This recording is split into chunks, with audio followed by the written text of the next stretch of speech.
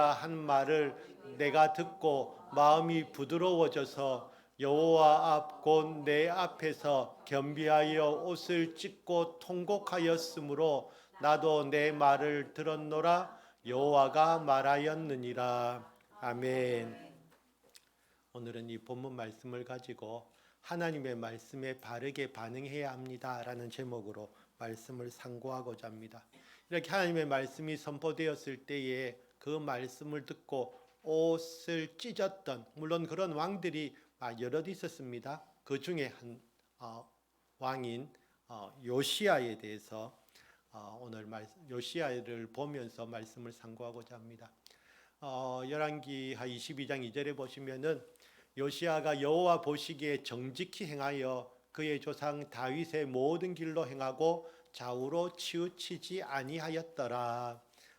요시야는 그러니까 우리가 이제 왕들의 이야기를 보면서 그 왕들을 이제 한마디로 이제 성경에서는 정의를 내려놓은 곳들이 많지요. 그랬을 때에 성경에서 평가하는 요시야는 이런 왕입니다. 여호와 보시기에 정직히 행했다. 그래서 그의 조상 다윗의 모든 길로 행했다. 이 말은 이런 그 평가를 받은 왕들이 몇 명 있습니다.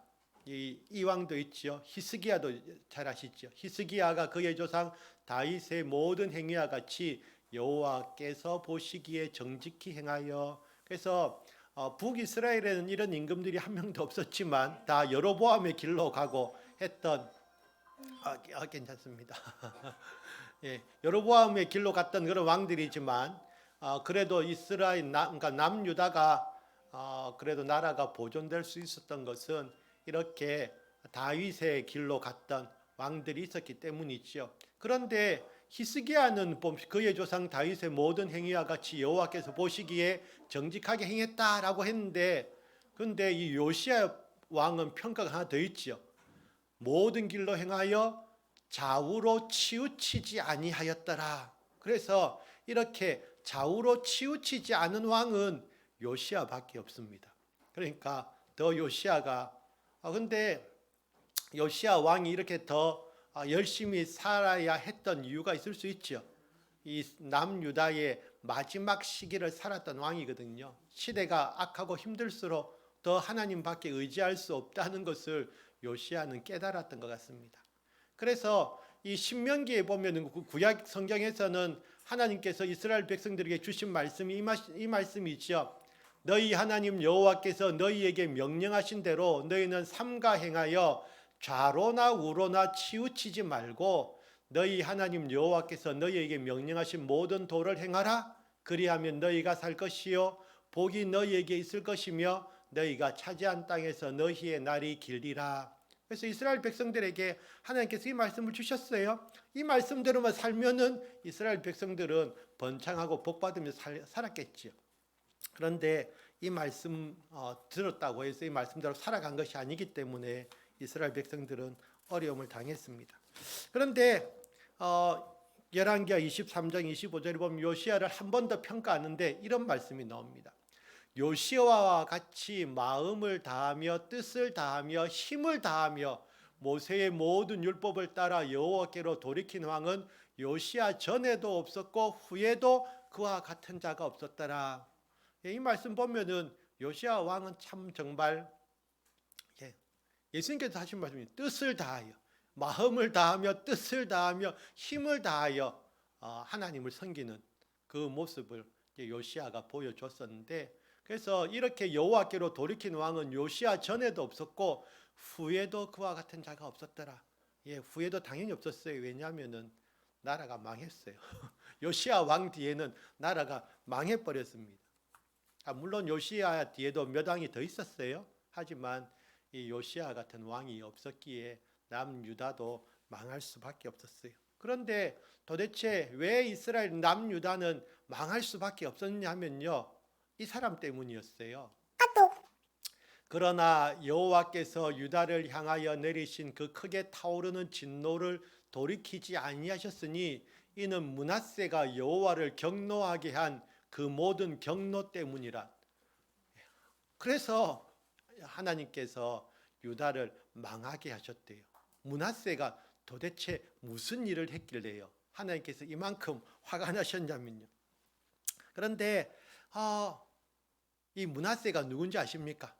므낫세는 이 요시야 왕의 할아버지입니다. 할아버지. 그리고 그 므낫세 왕의 아버지가 누구냐면은 히스기야입니다. 히스기야 왕. 그래서 히스기야 왕은 그래도 믿음대로 살려고 했던, 금방도 성경에 믿음대로 살려고 했던, 그래서 기도 응답 받아서 15년을 더 살았지요.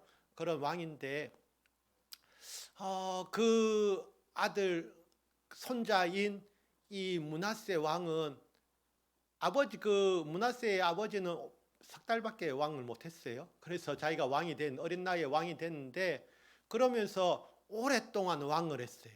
50년이 넘게 오래 했는데, 이 착한 왕이 됐으면 좋았을 건데 도대체 므낫세가 뭐 했냐면 이런 일을 했어요.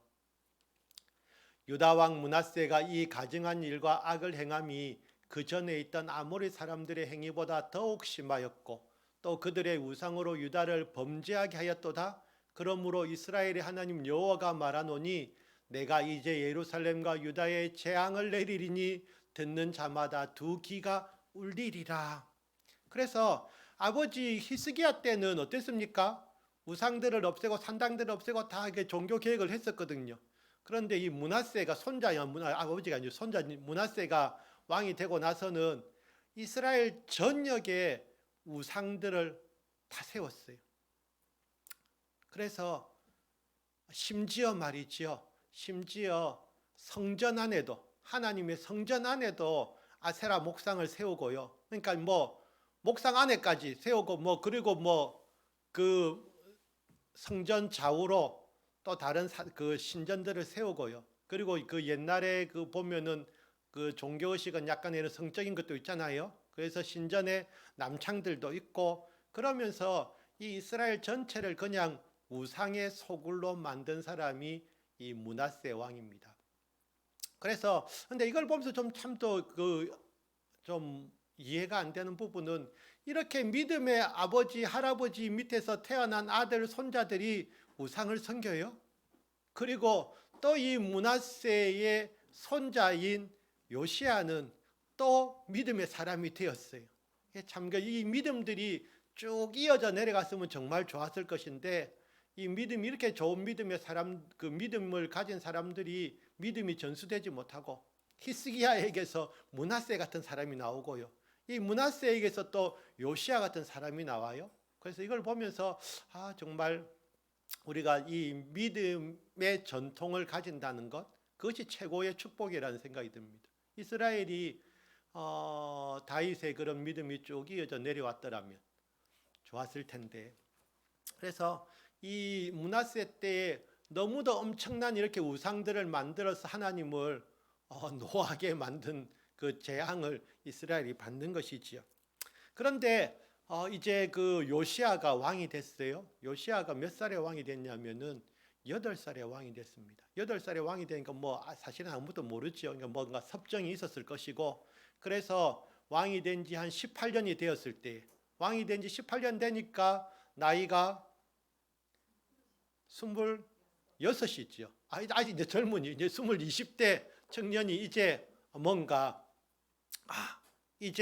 좀 내가 왕으로서의 역할을 해야 되겠다 해서 이제 스스로 이제 일어났다고 볼 수 있는데, 그러면서 이 요시야가 제일 먼저 지시한 일이 무엇이냐면은 성전을 좀 수리해라. 성전이 보니까 너무 엉망이더라.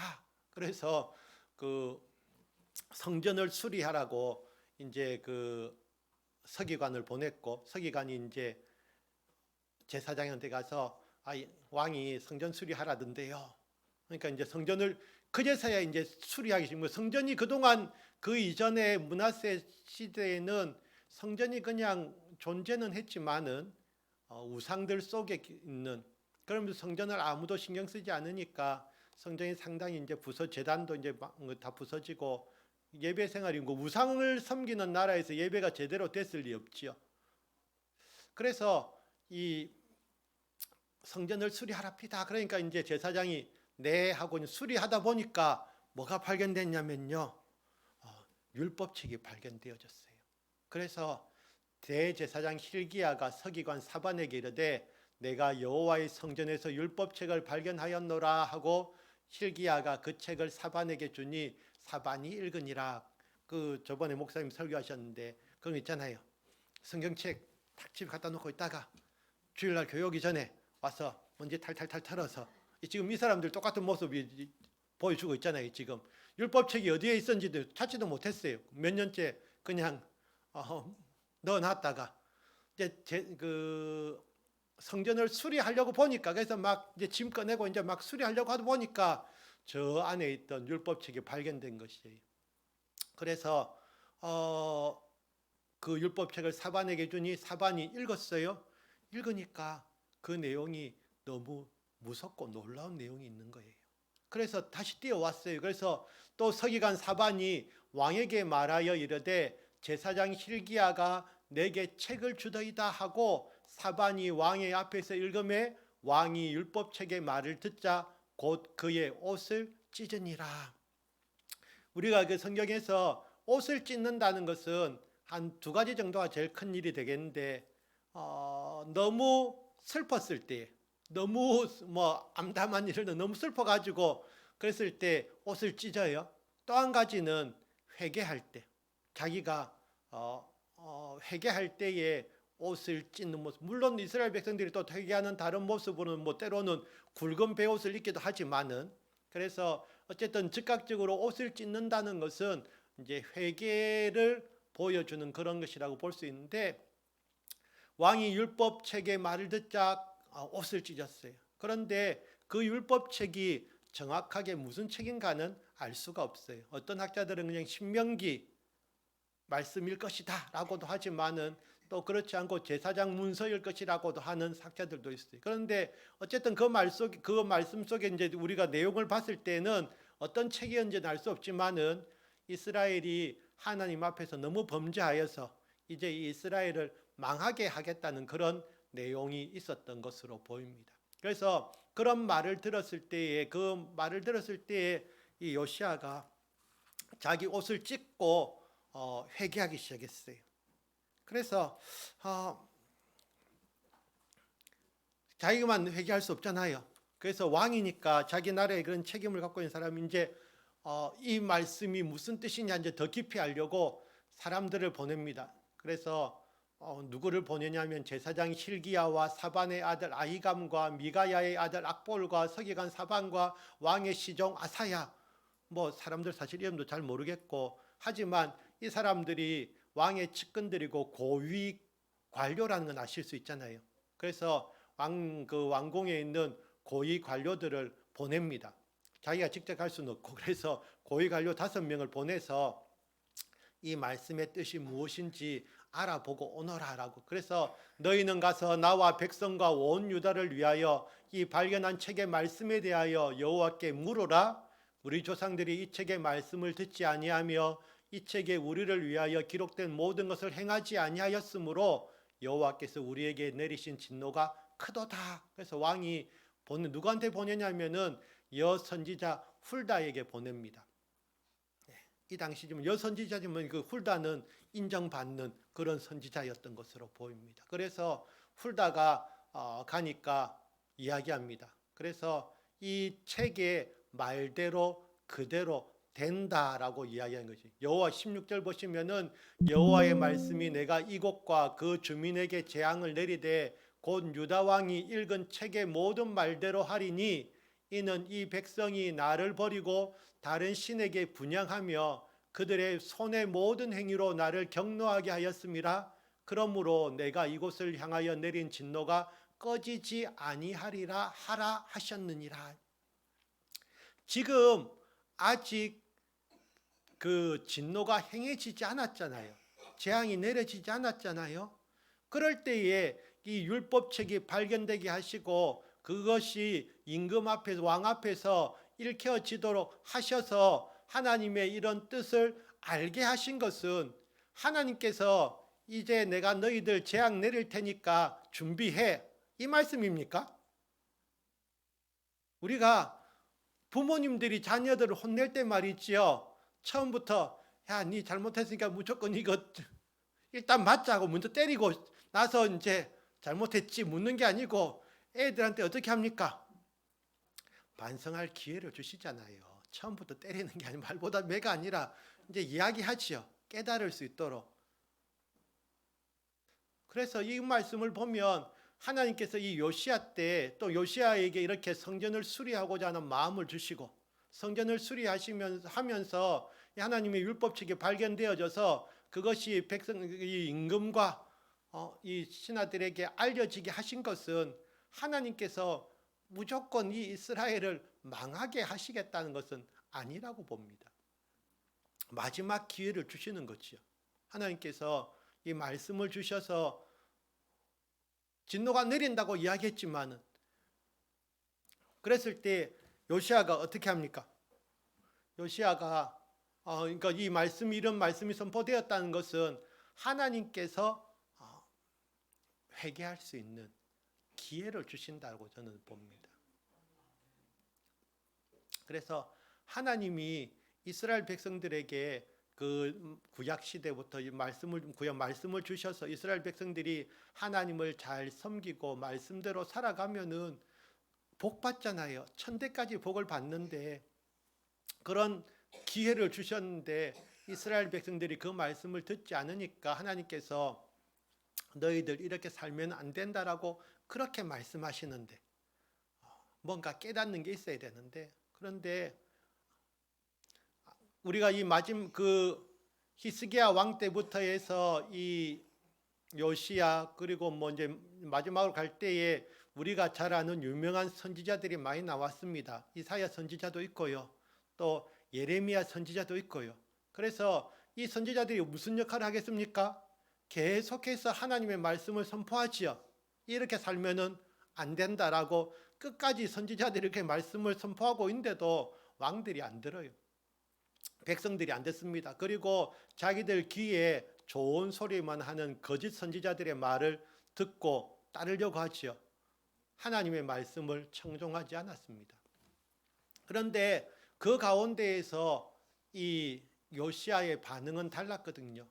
그래서 너희를 보내 여호와께 묻게 한 유다 왕에게는 너희가 이렇게 말하라. 이스라엘의 하나님 여호와가 이같이 말씀하셨느니라. 내가 들은 말들에 대하여는 내가 이곳과 그 주민에게 대하여 빈터가 되고 저주가 되리라 한 말을 내가 듣고 마음이 부드러워져서 여호와 앞 곧 내 앞에서 겸비하여 옷을 찢고 통곡하였으므로 나도 내 말을 들었노라. 여호와가 말하였느니라.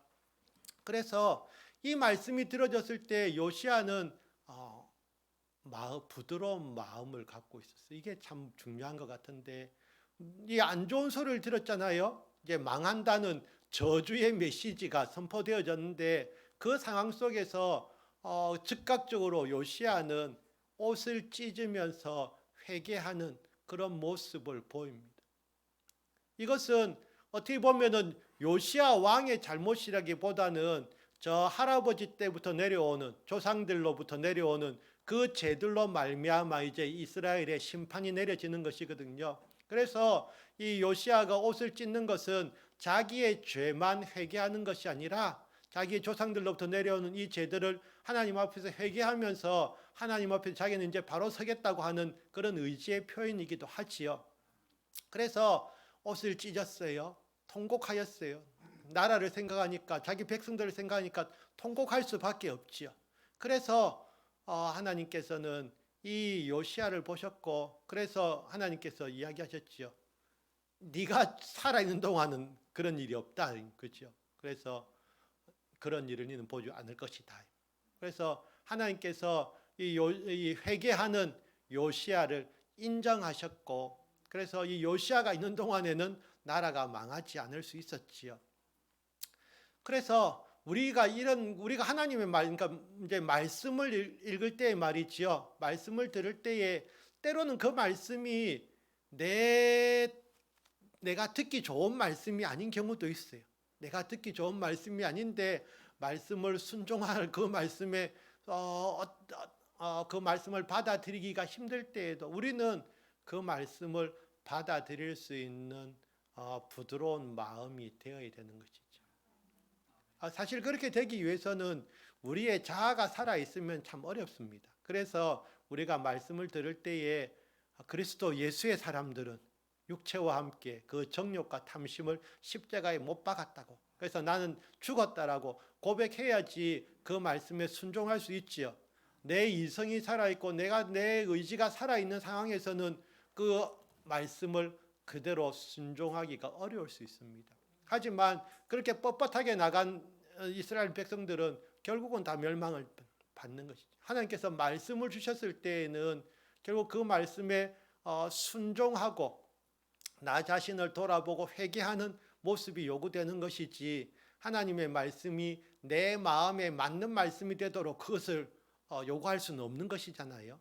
그래서 요시야는 하나님께서 이런 그 저주의 말씀이지만은 그 조상들의 죄로 말미암아 이스라엘이 망할 수밖에 없다는 그 말씀을 들었을 때에 일단은 회개하는 것이지요.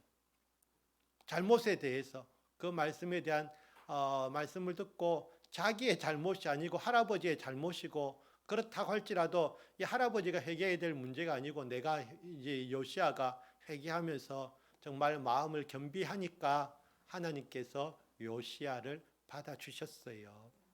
그런데 이 요시야 다음에 이제 근데 요시야는 39살의 나이로 또 일찍 죽게 됩니다.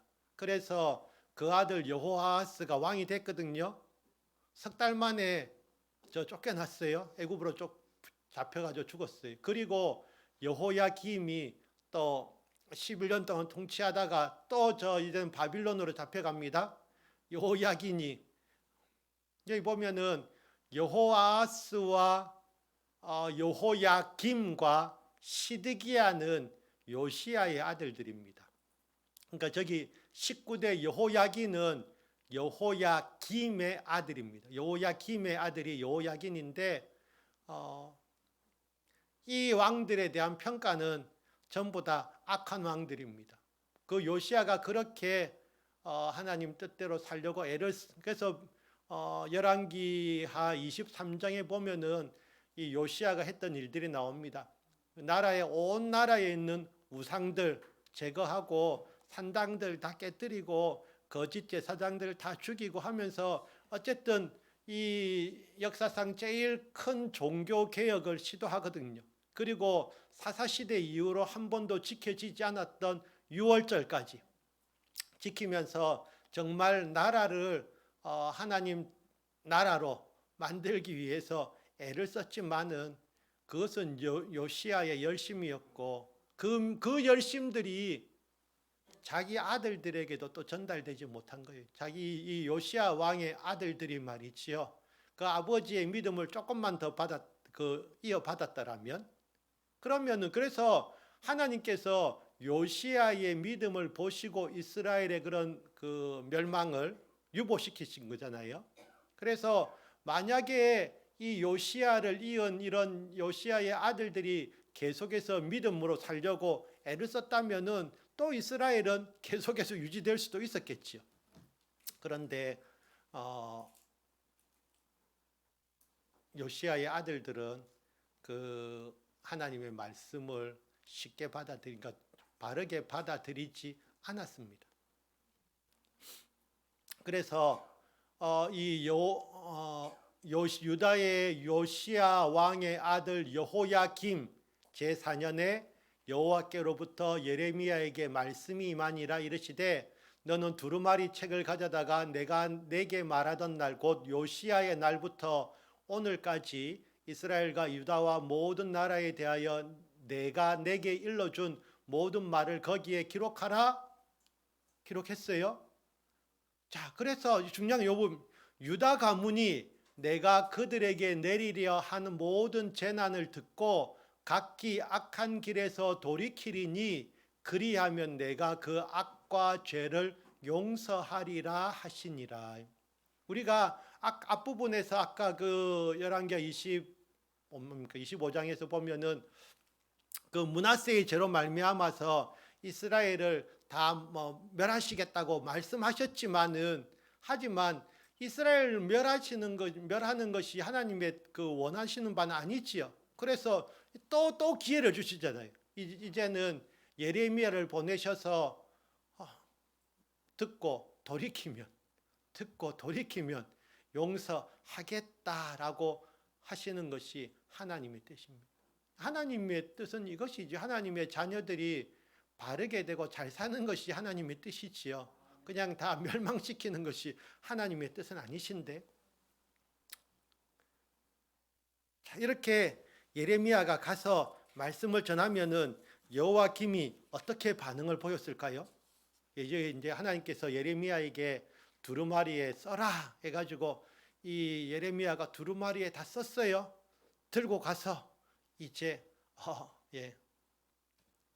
갖다 줬어요. 말씀을 왕의 신하들에게 갖다 주니까 이제 왕이 여후디를 보내어 두루마리를 가져오게 하며 여후디가 서기관 엘리사마의 방에서 가져다가 왕과 왕의 곁에 선 모든 고관의 귀에 낭독하니 그때는 9째 달이라 왕이 겨울 궁전에 앉았고 그 앞에는 불 피운 화로가 있더라. 여후디가 서너 쪽을 낭독하면 왕이 칼로 그것을 연하여 베어 화로 불에 던져서 두루마리를 모두 태웠더라. 이렇게 반응을 보였어요. 그 요시야 왕과 여호야김이 선포되어지는 말씀에 보이는 반응이 완전히 차이가 나잖아요. 그래서 이렇게 하니까 어떻게 됐겠습니까? 이스라엘이 망하는 것이지요. 그래서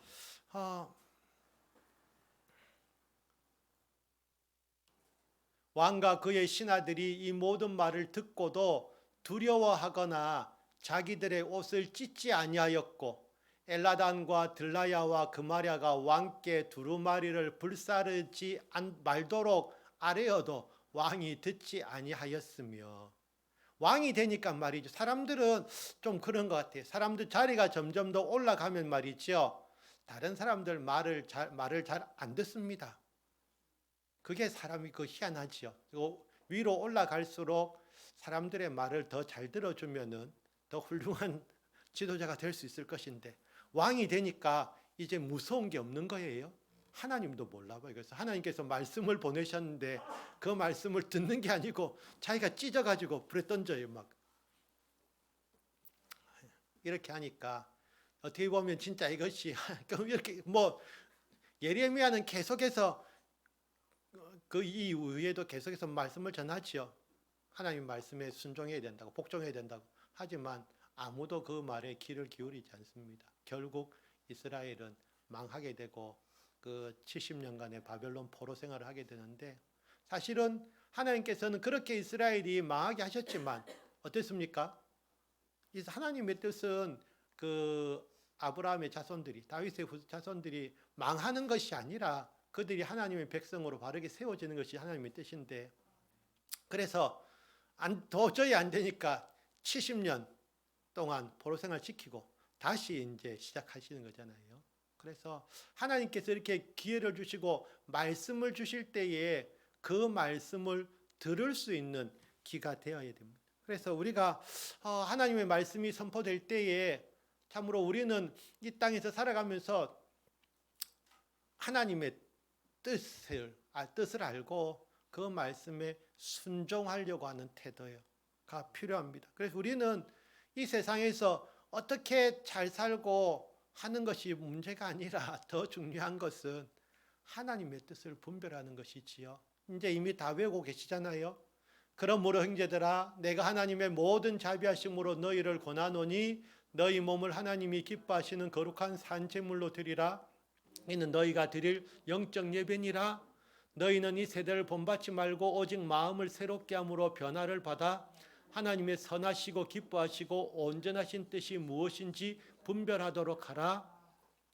하나님께서 원하시는 것은 우리의 예배 생활이죠. 회복된 예배 생활을 우리가 온전히 주님 앞에서 거룩한 산제물로 드리는 이 예배 뿐만 아니라 우리가 어떻게 하나님의 말씀을 들을 때에 참으로 그 하나님의 말씀을 통해서 하나님의 뜻을 찾고 그 말씀대로 살아가는 거예요.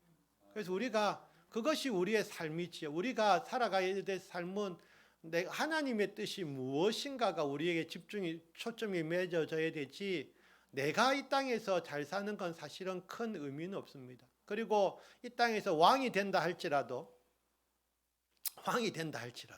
그것은 의미가 없는 것이지요. 그래서 하나님의 말씀이 선포될 때에 정말 옷을 찢을 수 있는 그런 그런 심령이 되어져야지 하나님의 말씀이 들어와서 뿌리도 내리고 열매도 맺지요. 마음이 단단해가지고 안 들으면 결국은 뭐냐면은 이게 필요한 것이지요. 하나님의 말씀은 계속해서 선포되어지는데 그 말씀을 내가 받아들일 것이냐 받아들이지 않을 것이냐, 내 마음이 완악해 가지고 딱 귀를 막고 있으면요, 난 하나님도 내가 딱 마음 문을 잠그고 있으면은 하나님도 어쩔 수 없으신 거지. 이스라엘 왕들에게 하나님께서 아무리 선지자들을 통해서 말씀을 주시고 율법책을 통해서 말씀을 주셔도 그것을 받아들이는 사람이 있는 반면에 전혀 받아들이지 않는 사람도 있는 것이죠. 그래서 우리의 자세는 우리가 가져야 되는 거예요. 하나님께서 우리의 자세까지 바꿔주실 수는 없어요. 내가 하나님 앞에서 정말 하나님 뜻대로 살겠습니다 라는 결심은 우리가 하고, 그래서 우리가 하나님을 향해서 눈을 열고 귀를 열었을 때에 하나님의 뜻을 우리가 알 수가 있는 것이지요. 그래서 우리가 옷을 찢기만, 이제는 요엘은 이렇게 이야기합니다. 너희는 옷을 찢지 말고 마음을 찢고 너희 하나님 여호와께로 돌아올지어다. 그는 은혜로우시며 자비로우시며 노하기를 더디하시며 인애가 크시사 뜻을 돌이켜 재앙을 내리지 아니하시나니. 그 요시아의 아들들이 그렇게 하나님의 말씀을 거부해도 하나님은 계속해서 선지자를 통해서 돌아오라고 말씀하시는 분이 하나님이십니다. 하나님은 하나님의 자녀들이 재앙으로 인하여 고생하는 것, 망하는 것을 결코 원하시지 않지요. 그런데 이 사람들은 한번 고집이 참 무섭지요. 고집을 부리기 시작하면은 하나님이 말씀하셔도 그것을 거부하는 것이 사람들의 고집입니다. 그래서 우리는 이것까지도 깨트려야 되는 것이죠. 우리가 안 되면 하나님의 말씀은 그렇게 하실 수 있죠. 그래서 혼과 영과 관절과 골수를 찔러 쪼개기까지 하며 또 마음의 생각과 뜻을 판단하나니. 그래서 하나님의 말씀을 우리가 먹지 않을 수 없습니다. 하나님의 말씀이 아니면은 우리가 변화되어질 수 없습니다. 그래서 하나님의 말씀을 우리는 먹고 받아들이고 말씀에 순종해, 하나님의 말씀이 계속 들어오고 성령께서 역사하시면은 우리가 깨닫게 하시는 것이지, 우리의 잘못들을. 그러면은 회개하는 것이지요. 그래서 하나님의 말씀도 먹지 않고 기도하지 않으면은 결국은 내 뜻대로 살겠다는 것이지요. 한 며칠 비가 왔잖아요. 비가 오면은 물론 불편하긴 했지만은 대신에 아주 땅은 좀 풍족하게 젖었을 것이라 생각되는데, 저희 학교에 근무하시는 주사님이 식물들을 진짜 잘 키우세요. 그래서 뒤에 그 학교 이제 그 뒷마당이 정원으로 되어 있는데 거기에 있는 식물들을, 그래서 많이 배웠어요. 제가 그 식물들을 꺾꽂이처럼 해가지고 잎 하나만 심어놨는데도 그것이 다시 나중에 자라나서 하나의 그 판 식물이 되는 거 말이죠.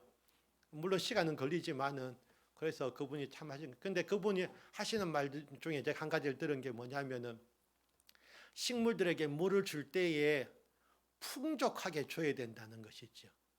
그렇지 않으면은 뭐 물 좀 줬다고 하고 비가 좀 왔다고 해가지고 식물들이 잘 사는 게 아니라, 실제로 비가 온 뒤에도 땅을 파보면은 조금만 밑에 내려가면은 밑에 땅은 말라 있단 말이지요. 그래서 오히려 그런 식으로 물 조금씩만 주면은 식물이 오히려 말라 죽는다는 이야기 하시더군요. 저희야 뭐 농사를 전혀 지어본 사람이 모르니까 해서 열심히 들었는데, 그래서 물을 줄 때에는 한 번 주더라도 풍족하게 줘야 되지, 그냥 아침에 조금씩 뿌려주는 그 물은 오히려 식물들을 말라 죽게 하는 이 말씀은 또 우리 그래서 이것을 생각하면서 우리가 하나님의 은혜를 받을 때에도 그냥 풍성하게 그 하나님 속의 은혜 속으로 우리가 깊이 빠져 들어가야지 우리가 바뀌어지지요. 그냥 표면적으로 조금 은혜 받았어 막 기분 좋아하고 박수치고 근본적으로 바뀌지 않을 수 있다는 것이지요. 그래서 우리가 하나님의 말씀을 받고 또한 이 성령의 충만함 받기 위해서는 진짜 이 충만함의 표현 그냥 담비 잠시 내리듯이 성령의 충만함을 구하는 것이 아니라 진짜 우리는 홍수 속에서 그 속에서 빠져들도록 말이죠. 그 정도의 그런 충만함을 간구하여서 그것이 우리에게 필요한 그런 것이 우리를 변화시키는 것이지요. 그래서 말씀을 받을 때에도 풍성히 받고 내 마음이 정말 부드러운 마음.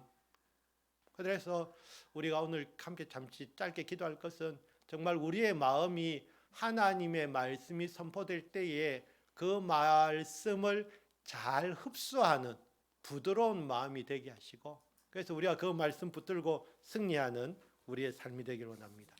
함께 기도하십니다. 아버지